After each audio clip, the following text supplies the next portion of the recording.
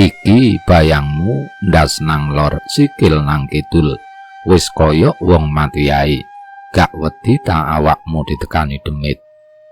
Ini tempat tidurmu, kepala di utara, kaki di selatan, udah seperti orang yang mau dikuburkan. Apa gak takut didatangi setan? Wis talah, ojo percaya mitos ngono tah. Sudahlah, jangan percaya hal begituan dong. Tasir dan Surip benar-benar sudah tidak bisa mengatakan apapun. Maman benar-benar Maman. Seperti namanya, ia lebih keras dari batu kali. Umumnya di Jawa, terutama Jawa Timur, menghindari posisi tidur untuk tidak menyerupai mayit, di mana posisi itu dapat mendatangkan kesialan yang mungkin ikut datang.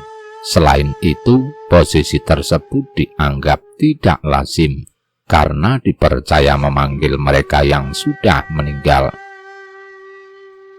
Sepanjang siang mereka mengobrol ke sana kemari, sembari bercerita apapun, sampai tiba-tiba Surip tercetus sebuah ide untuk memainkan sebuah permainan yang dulu menjadi semacam euforia menguji mental anak seumuran mereka. Jailangkung pensil, begitu anak-anak dulu memanggilnya. Meski awalnya menolak, Maman tidak bisa membuat kedua temannya menghentikan permainan konyol itu.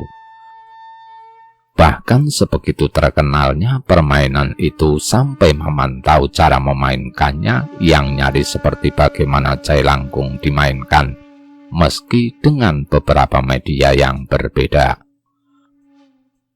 Tasir sudah selesai menulis huruf abjad A sampai Z, menuliskan angka 0 sampai 9, dan terakhir dengan sentuhan gambar titik awal pensil diletakkan di media kertas.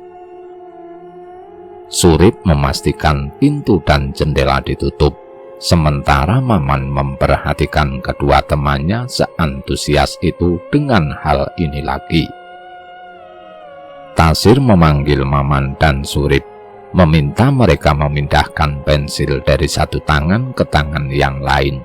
Di sana mereka diminta membaca salah satu kalimat yang tentu banyak dikenali orang, memanggil mereka yang ada di sekitar kamar itu. Jailangkung, Jailangset, di sini ada pesta kecil-kecilan. Jailangkung, Jailangset, di sini ada pesta kecil-kecilan. Datang tak dijemput, pulang tak diantar. Jailangkung, Jailangset. Meski mengganggu, Maman merasakan ada sentuhan mistis di saat ia mengucapkan itu. Seperti intensitas seakan di dalam kamar itu tidak lagi hanya ada mereka bertiga. Anehnya pensil berhenti tepat di tangan Tasir, sehingga Maman dan Suriplah yang berhak mengajukan pertanyaan pada Tasir. Di sana ia akan berpura-pura menjadi tangan kanan dari mereka yang bersedia. Ayo takoo, ayo silahkan bertanya, kata Tasir yang sudah menempelkan pensil pada media kertas itu. Peraturannya adalah Tasir tidak boleh mengangkat pensil itu dari permukaan kertas. Ia hanya boleh menggores kertas itu dengan coretan dan membentuk kalimat yang dipertanyakan. Meski Maman merasa Tasir berpura-pura berperan, seakan ia benar-benar digerakkan oleh kekuatan tak terlihat, namun cara Tasir memainkan perannya benar-benar luar biasa. Tangannya gemetar, seakan menunggu pertanyaan. Nuwun sewu, kata Surip. Apakah di sini ada yang bersedia bermain dengan kami? Tasir menatap Surip dan dengan perlahan tangannya bergerak, menggores pensil dan melingkari satu kalimat dari dua kalimat yang tersedia di kertas. Iya. Maman hanya memperhatikan. Ia masih belum bisa percaya sepenuhnya. Apakah harus sejauh ini bagi kedua temannya untuk membuat ia harus percaya dengan hal semacam ini? Namun tatapan Tasir seakan ia benar-benar serius dengan permainan ini. "Asmanipun sinten? Nama Anda siapa?" tanya Surip. Tasir kemudian menggerakkan pensil. Ia melingkari beberapa huruf membentuk sebuah nama terang, Darmi. Maman yang melihat itu tampak curiga, seakan Surip dan Tasir sudah merencanakannya. "Bagaimana Anda bisa meninggal?" tanya Surip kembali. Meski menolak, namun Maman penasaran dengan gerak tangan Tasir. Ia mengikuti setiap huruf yang dilingkari oleh Tasir, menyusunnya sehingga membentuk sebuah kalimat. "Kecelakaan. Anda meninggal karena kecelakaan?" Tasir menjawab, "Iya." Maman yang mulai tertarik kemudian mencoba mengajukan pertanyaan itu. "Kecelakaan seperti apa yang menimpa Anda?" Dengan cepat Tasir melingkari huruf-huruf tersebut, dan itu membuat Surip tampak menegang saat melihatnya. Anehnya, ekspresi Tasir yang awalnya tenang tiba-tiba menjadi pucat pasi, seakan ia tidak tahu apa yang terjadi. Digilas sebuah truk. Dalam sesaat, serangan rasa sakit di kepala Maman tiba-tiba terasa, seakan ia salah membaca kalimat itu. Sontak Surip langsung menghentikan permainan dengan menghempaskan pensil itu dari tangan Tasir, sembari berujar dengan nada marah, "Guyonmu kelewat Tasir, caramu bercanda keterlaluan." Tasir yang sedari tadi diam kemudian berujar dengan nada terbata-bata, "Gugu aku, bukan aku." Siang itu diakhiri dengan Maman yang tiba-tiba menjadi diam, seakan apa yang baru saja ia lalui tampak nyata. Meski Surip sudah menjelaskan awalnya itu hanya permainan iseng belaka. Ada kejadian menarik saat Maman membuka jendela. Dari rumah tetangganya, ia melihat ada yang mengintip dirinya dari balik sebuah tirai di jendela. Seakan ia menunggu momen ketika Maman memergokinya, sebelum sosok itu lenyap kembali dari balik tirai itu. Malam tiba lebih cepat. Maman mengurung diri di dalam kamar. Ia masih kepikiran permainan teman-temannya, meski akhirnya mereka mengaku hanya iseng belaka. Namun, nama dan bagaimana pertanyaan Maman seakan improv dari Tasir. Namun yang menarik pikiran Maman adalah sosok pengintip. Seakan sosok itu membuat pikiran Maman melayang jauh. Di tengah pikirannya yang berkecamuk, tiba-tiba terdengar suara pintu diketuk. "Tok tok tok, Man, keluar nak, Mak minta tolong ya." Maman membuka pintu. Dilihatnya sosok ibunya. Ia tersenyum sebelum menyampaikan keperluannya. "Mak mau ke rumah tetangga sebentar. Si Siem sedang tidur di kamar. Temenin sebentar ya, bisa kana?" ucap Mak sebelum melangkah pergi. Maman pun masuk ke kamar lalu menutup pintu. Maman melihat Siem, adik perempuannya. Ia tengah tertidur pulas di atas ranjang orang tuanya. Bapak belum pulang, mungkin lembur. Jadi di rumah hanya ada Maman dan Siem. Untuk membuang rasa bosannya, Maman kembali ke kamar, berniat mengambil buku pelajarannya. Sesaat sebelum menutup pintu kamar orang tuanya, Maman sekilas merasa ada seseorang. Ia melintas begitu cepat, samar-samar, membuat bulu kuduk berdiri. Namun Maman menepisnya. Cepat-cepat ia ke kamarnya sendiri mengambil bukunya, lalu kembali ke kamar orang tuanya. Namun aneh, manakala Maman menyentuh handle pintu kamar orang tuanya yang seharusnya tidak terkunci, tiba-tiba terkunci sendiri. Seakan ada yang sengaja mengunci kamar orang tuanya. Mak sudah pulang," teriak Maman. berharap ibunya lah yang sudah mengunci pintunya. Namun hening. Tidak ada jawaban apapun dari dalam kamar. Maman masih mengetuk pintu. Lalu ia ingat Siem sedang tidur. Maka satu-satunya yang Maman pikirkan adalah jendela kamar Mak. Meski terakhir Maman melihatnya tertutup, mungkin ia bisa melihat apa yang sebenarnya terjadi. Maman keluar, ia harus memutar untuk sampai di jendela kamar Mak yang tepat di samping petilasan rumah tetangganya. Gelap sekali karena lokasinya yang dipenuhi tumbuhan serta pohon besar. Tidak ada cahaya yang cukup untuk menyinari tempat itu. Maman mulai memanjat. Ia mencari pijakan kuat untuk kakinya. Sembari menahan keseimbangan, Maman mencengkeram jendela kayu di antara selat tempat angin masuk. Di sana, Maman bisa melihat isi kamar Mak. Meski tertutup diri bening, Maman masih dapat melihatnya dengan jelas. Ia melihat Siem terbangun. Ia tertawa layaknya bayi kecil yang sedang digudang atau dihibur. Tangan Siem berusaha entah meraih apa. Suara cekikikan Siem membuat Maman bingung. Sementara di tempat lain, Maman tidak melihat satu orang lain pun di sana. Sampai sudut mata Maman melihatnya di meja rias milik Mak. Ada sebuah cermin. Di sana dari pantulan cermin tepat di depan Maman ada sosok berdiri. Seorang perempuan dengan gaun putih berdiri melihat Siem. Wajahnya tertutup rambut panjang. Ia hanya berdiri saja di sana sebelum kepalanya berputar 180 derajat. Hal itu membuat Maman tersentak sebelum kehilangan keseimbangannya.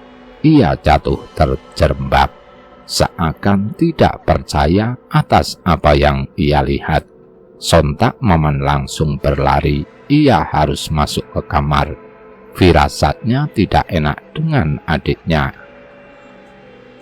Tetapi belum masuk ke rumah, Maman melihat Mak. "Kamu dari mana, Man? Kan emak suruh jaga Siem?" tanya emak, wajahnya bingung. "Siem, Mak, ada orang di kamar Siem," kata Maman. Ucapan Maman membuat emak panik. Mereka langsung menuju kamar. Belum sempat Maman mengatakan pintu terkunci, tapi pintu terbuka setelah emak membukanya. Maman berjalan masuk ke kamar. Tubuhnya masih gemetar bila mengingat apa yang baru saja menimpanya. Ia melihat emak menggendong Siem yang tengah tertidur pulas. Emak pun bertanya kepada Maman, "Mana? Gak ada siapapun di sini. Kamu alasan ya biar emak gak marah." Maman hanya menunduk. Maman kembali ke kamar. Masih terbayang jelas sosok itu. Meski hanya dari pantulan cermin meja rias, ia yakin matanya tidak salah menangkapnya. Meski sulit Maman memejamkan matanya, ia larut dalam mimpinya sebelum pagi menyambut dari tidur lelapnya. "Kenapa, Man? Diem saja dari tadi," kata Tasir di sekolah. "Gak apa-apa," Maman masih bingung. Haruskah ia cerita kejadian semalam? Waktu kamu pura-pura kemarin, itu beneran kamu sengaja nulis kalau meninggalnya sama kayak Mbak yang kita kerjain itu, dan namanya juga. Tasir mengangguk. "Sudarmi dapat dari mana nama itu?" tanya Maman. Tasir hanya menatap Maman. Ia melihat sorot mata berubah seakan penasaran. "Gak tahu, tiba-tiba menyebut nama itu saja. Gak ada rencana juga pakai nama itu. Kenapa memang?" tanya Tasir. "Gak apa-apa," ucap Maman. Sebelum pergi, Maman baru pulang dari sekolah. Ia mencari di mana emak dan Siem, namun tak ditemukan juga keberadaan mereka. Manakala Maman baru saja merebahkan tubuhnya, ia mendengar seseorang mengetuk pintunya. Tok tok tok. Maman menunggu bila itu emak, pasti ia akan memanggilnya. Namun tak ada suara panggilan apapun, hanya ketukan pintu secara terus-menerus membuat Maman kehilangan kesabaran. "Mak." Hening, pintu terus-menerus diketok, seakan sengaja ingin membuat Maman marah. Dengan gusar, Maman membuka pintu kamarnya. Sepi, tidak ada orang di sini. Takut bercampur bingung mulai Maman rasakan. Maka dengan lelah ia menuju ranjang tidurnya, membiarkan pintunya terbuka begitu saja, agar ia tahu sesiapa yang sedang mengerjainya. Namun baru saja Maman merebahkan badannya, ia tanpa sengaja menemukan berhelai-helai rambut panjang tersebar di atas ranjangnya, seakan ada yang baru saja meniduri ranjangnya. Tidak ada yang punya rambut sepanjang ini, rambut emak pun tidak sepanjang ini. Maman melihatnya dengan seksama, perasaannya semakin tidak enak. Sebelum ia melihat noda bercak darah di pantalnya, Maman mulai bimbang. Apakah ada hubungannya dengan perbuatannya tempo hari? Siang itu juga Maman pergi ke rumah Tasir. Kebetulan Tasir ada di rumah. Melihat Maman datang dengan sepedanya membuat Tasir penasaran. Maman menunjukkan hasil temuannya pun dengan pengalamannya kemarin malam. Tasir yang mendengarnya awalnya tidak percaya, seakan Maman sedang berusaha mengerjainya. Namun setelah ia melihat rambut yang Maman tunjukkan, Tasir mengatakan, "Apa ini rambut Mbak yang meninggal itu?" "Iya kan, terus gimana?" Maman bertanya. Kini ia mulai bingung dengan prinsipnya sendiri. "Aku gak tahu Man, tak kira ini juga cuma mitos. Tapi setahuku dia pasti ngikutin kamu." "Ngikutin bagaimana?" Maman bertanya. "Iya, kayak semacam marah sama kamu. Jadi dia terus gangguin kamu. Tapi aneh loh, apa dia gak ngikutin kamu sebenarnya, tapi menetap gitu di rumahmu? Toh kamu cuma merasa dia ada kalau di rumahmu kan?"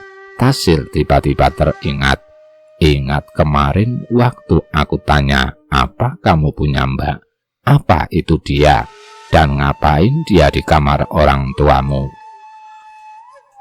Maman terdiam, berpikir lalu mengucap, "Siem." Saat itu juga Maman pergi. Ia sekarang tahu sesuatu, tapi bagaimana ia akan mengatakannya di rumah? Maman melihat emak sedang menimang siem di teras rumah. Ia tidak tahu bagaimana akan mengatakannya pada emak atas apa yang ia lakukan. Tepat ketika Maman duduk dan emak melihatnya, tiba-tiba emak mengatakan sesuatu kepada Maman. "Adikmu ini tiap tak bawa ke rumah tetangga selalu nangis, tapi begitu di rumah gak nangis lagi." Maman yang mendengarnya tidak tahu harus berkomentar apa, sampai seorang datang dan bertamu di rumahnya. Rupanya tetangga tempat emak biasa datang kini ganti berkunjung ke rumah Maman. Emak langsung menyambutnya, mengenalkannya kepada Maman. Ia adalah seorang wanita paruh baya, pensiunan yang sudah lama tinggal di samping rumah Maman. Selama ini beliau lebih sering menghabiskan waktu di rumah karena masalah kakinya yang sudah tidak sanggup berjalan jauh. Namun hari ini ia sengaja datang karena emak yang mengundangnya. "Ini yang namanya Maman. Saya sering lihat kamu loh nak. Sebenarnya ingin tak sapa, tapi takut. Kamu kan tidak kenal sama Budi." Wanita itu ramah, wajahnya keibuan. Ia duduk di samping Maman sebelum emak pergi ke dapur untuk mengambil minum. Saat tinggal mereka berdua, Maman merasa sungkan. Sekarang ia yakin sosok yang melihatnya tempo hari dari jendelanya pasti adalah dia. Tetapi Maman tidak ingin membicarakan itu sebelum. "Kamu takut sama Mbak Darmi yang sekarang mendiami kamarmu?" Kaget Maman tampak terkejut mendengarnya. "Siapa Bude? Mbak Darmi," kata wanita itu sembari tersenyum tulus. "Siapa Mbak Darmi?" tanya Maman. "Harusnya Bude yang tanya. Kok bisa dia jauh-jauh cuma ingin nyamperin kamu?" Obrolan mereka terputus manakala emak muncul, membuat Maman bertanya-tanya siapa wanita ini dan apa maksud ucapannya. Wanita itu menghabiskan sepanjang siang mengobrol dengan emak. Sesekali ia tampak gemas melihat Siem, namun ada sorot mata di mana terkadang si wanita itu mencuri pandang pada Maman, seakan ucapannya berhasil membuatnya kebingungan. "Kalau ada waktu main lagi ya," kata si wanita pada emak. Kemudian ia melihat Maman yang dari tadi hanya diam saja. Maman juga kalau mau main ke rumah Bude, main saja. Mungkin Maman mau tanya-tanya sesuatu. Rumah Bude terbuka lebar untuk Maman ya. Si wanita itu pergi, bingung saat matahari sudah terbenam. Maman termenung menatap rumah Bude. Apa iya untuk tahu ia harus ke sana? Namun ucapannya siang tadi sudah cukup membuat Maman paranoid dengan kamarnya sendiri. "Mbak Darmi," Maman mengulang nama itu. Tengah malam, Maman terbangun. Ia terkaget mendengar suara Siem. Dengan mimik wajah pucat, Maman mencoba memasang telinganya. Benar itu Siem. Suara tawa cekikikannya terdengar dari luar kamar. Dengan pelan, Maman melangkah keluar untuk memeriksanya. Baru saja Maman membuka pintu, sebuah bayangan di ruang tamu terlihat, sosok yang tengah warawiri seperti tengah menimang bayi. Selain itu, sunyi sepi suasana itu mendukung, membuat Maman mudah mendengar suara Siem yang tengah tertawa.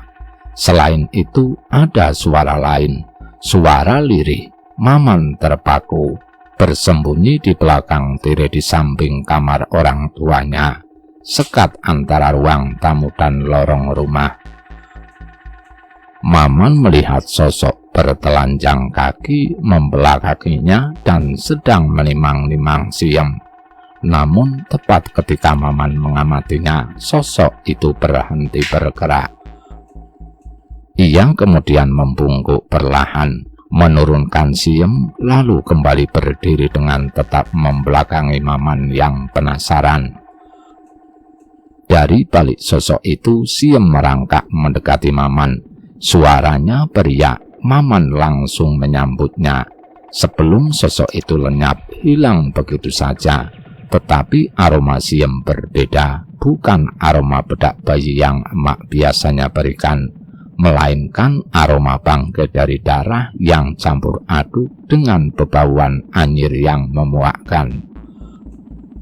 Ketika Maman melihat Siem yang ia peluk dengan kedua matanya, Maman memekik berteriak. Saat sosok kecil itu tertawa tanpa wajah bapak dan emak keluar, wajahnya kaget melihat Maman yang terduduk dengan wajah pucat pasi. "Kamu kenapa, Man?" tanya bapak. Di belakang emak, Maman melihat sosok dari wanita yang ia lihat tergilas remuk di dalam truk.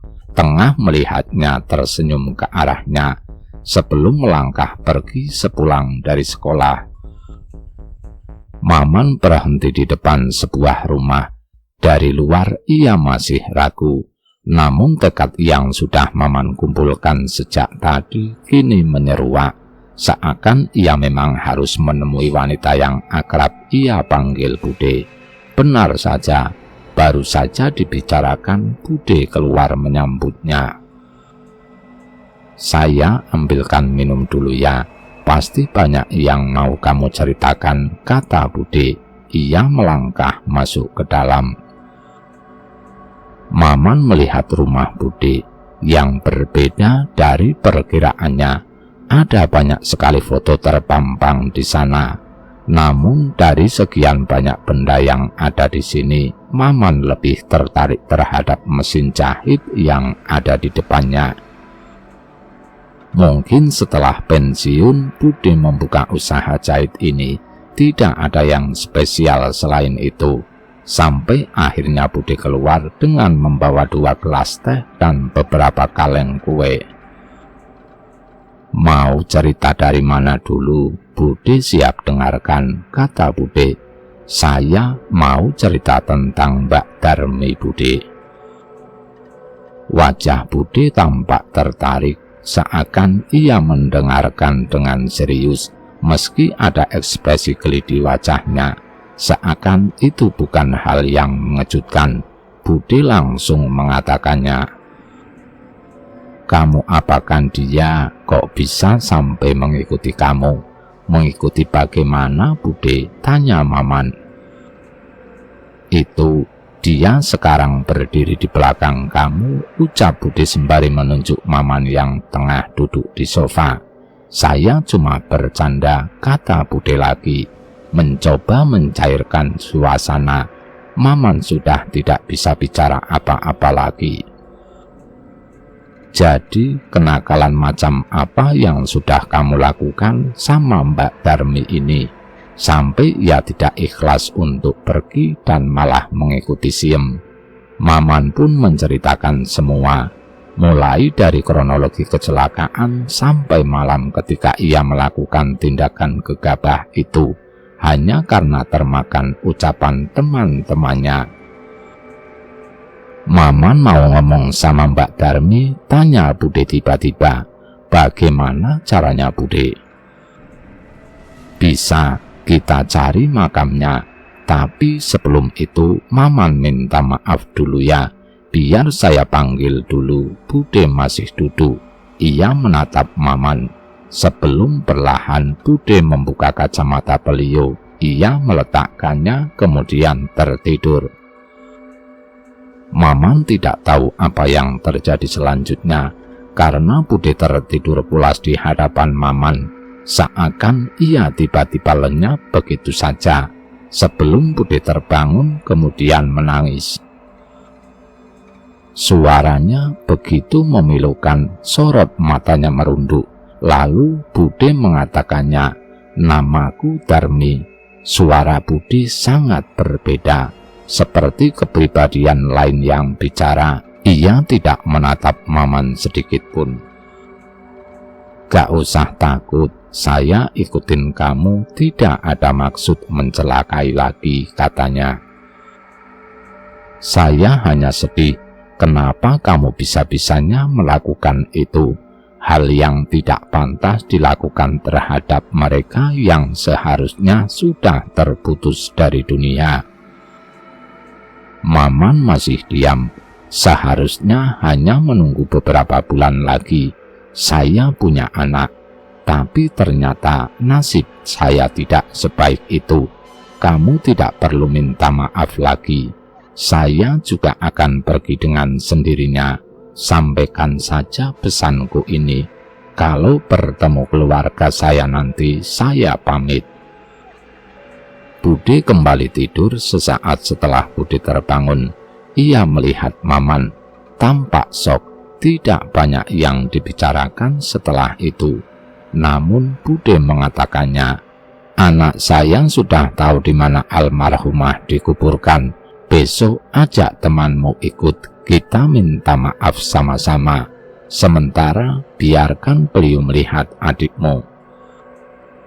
Jadikan pelajaran saja, tidak etis memperlakukan seseorang yang sudah meninggal dengan melakukan hal semacam itu. Mereka sudah terputus dari tugas di dunia. Mereka masih pantas dihormati oleh yang masih hidup. Kasih tahu temanmu juga, kalau mereka ingin melihat pocong, suruh nemuin Bude. Nanti tak tunjukin di mana bisa lihat pocong. Biar temanmu gak cari-cari lagi makhluk seperti itu. Paham ya, Maman? Maman pergi pulang. Ia sekarang tahu siapa sosok yang ia lihat itu. Mungkin sosok menyerupai Siem adalah janin yang seharusnya lahir dari rahim Mbak Darmi. Namun ia gagal lahir ke dunia. Dan parahnya, Maman malah menabur garam di luka Mbak Darmi. Keesokan harinya, Maman mengajak Tasir dan Surip menemui Bude, dan mereka pergi ke makam Darmi. Cerita ini dulu sempat jadi perdebatan. Ada yang bilang ini pengalaman anak SMP, ada yang mengatakan ini pengalaman anak SMP. Namun dari mana sumber cerita ini berasal, ada pelajaran yang bisa dipetik. Bahwasanya penting bagi kita untuk memperlakukan mereka yang sudah meninggal dengan cara yang terhormat, tanpa harus melakukan hal-hal yang bisa mendatangkan karma dan sejenisnya. Saya berharap kita tetap mengutamakan kebijakan serta kebajikan dalam menyikapi segala peristiwa di sekeliling kita. Wassalam.